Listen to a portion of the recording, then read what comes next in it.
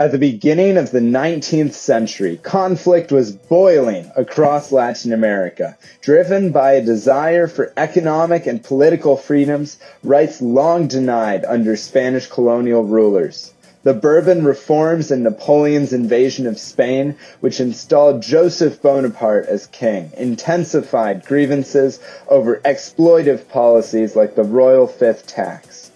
The revolutions that followed were driven by a desire to gain rights denied by oppressive rulers and a sense of responsibility to fight for freedom and self-governance.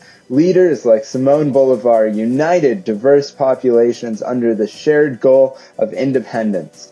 Ultimately, these revolutions greatly determined the future of Latin America, as it led to the creation of several South American countries out of the former Spanish colonies.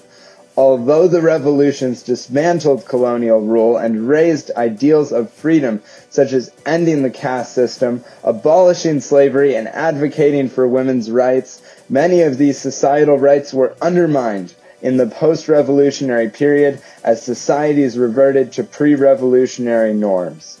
The Latin American revolutions highlight the struggle to balance the pursuit of rights with the responsibility to sustain the rights once they were secured. The Latin American independence movement was a series of revolutions spanning from the late 18th to the mid-19th centuries.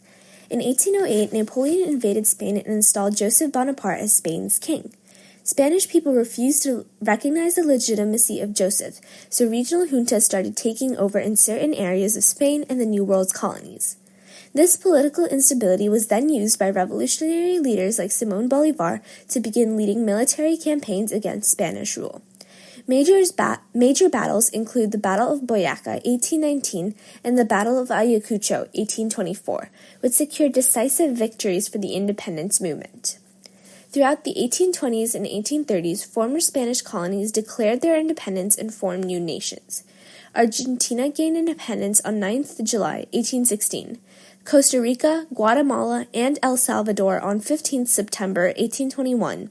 And Bolivia on 6th August 1825, to name a few. By the mid-19th century, the majority of Latin American countries were independent. This period of time was known as the Age of Revolutions and laid the foundation for many of the nations that exist in Latin America today. One major reason that the people of Latin America were aggrieved was because of the Bourbon reforms.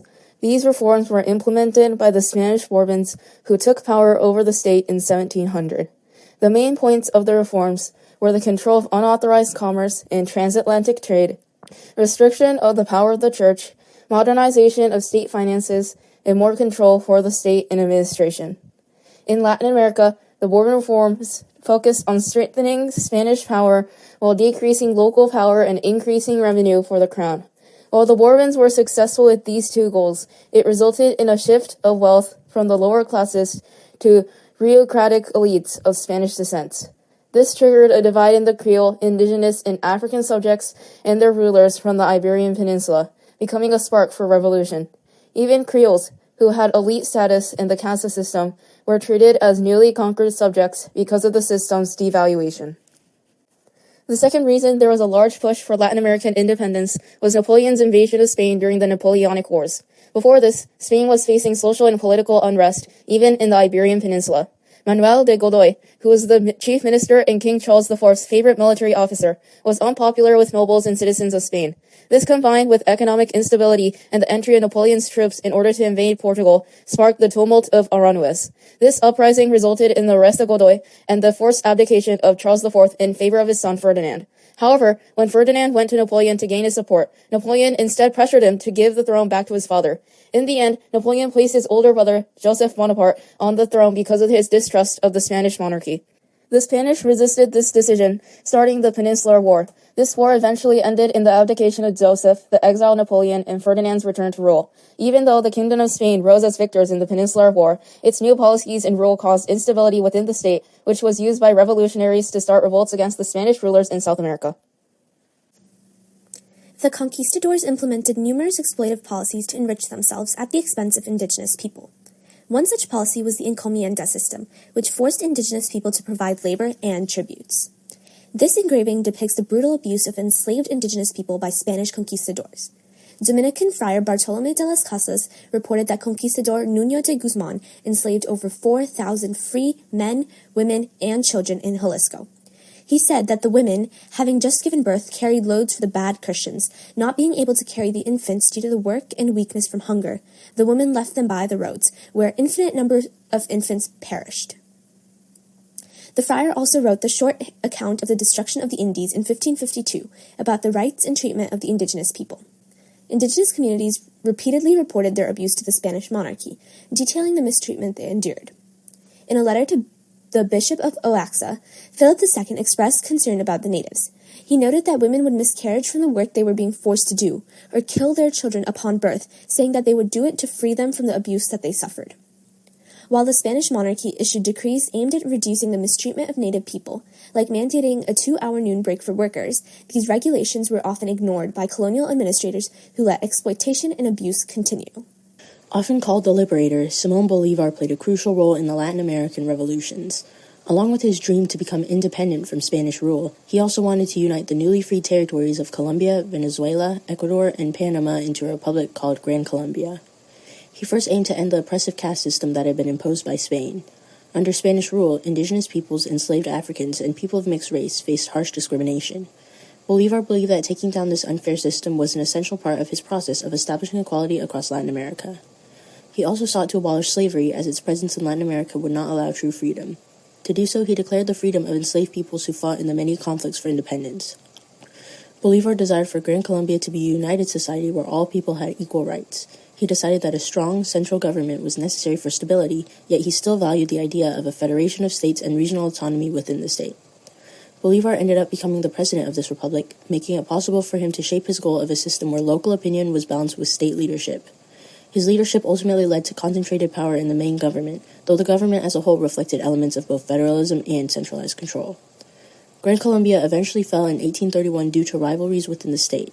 Still, the Republic's struggles serve as a valuable example of the challenge in sustaining new rights experienced by Latin America. As the Latin American revolutions come to a close, the citizens of their countries have claimed the responsibility and the right to govern themselves. They entered the revolutions with dreams of freedom and being united under the country of Gran Colombia. The economics of the Latin American colonies were an important reason for independence. The Spanish had declared a royal fifth tax, where they would get a fifth of everything the colonies made. They would also make the colonies buy products for inflated prices from Spain. Although the colonies now had these economic freedoms, they soon lost the vision of revolutionizing their societal views, especially after the death of Simón Bolívar. The rights gained by women during the revolutions were lost due to decreased need for labor after the revolutions, as well as the continuity of the harsh caste system. This reversion back to their previous societal rights meant the revolution did not change very much for Latin American citizens in the short term. In the long term, after the Latin American revolutions and the death of Simón Bolívar, the nation of Gran Colombia balkanized into many separate states. The appreciation of Simón Bolívar is shown in the naming of the country Bolivia and the Venezuelan currency, the Bolívar.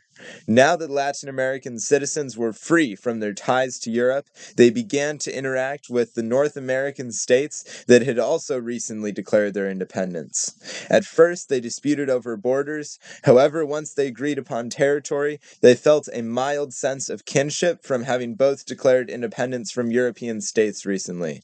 This led to trade and later a highly impactful free trade agreement called NAFTA between Mexico, the United States, and Canada, through the new economic freedoms of the Latin American countries, showing the long-term impact of the revolutions, even though in the short term the Latin American states had regressed to previous societal norms.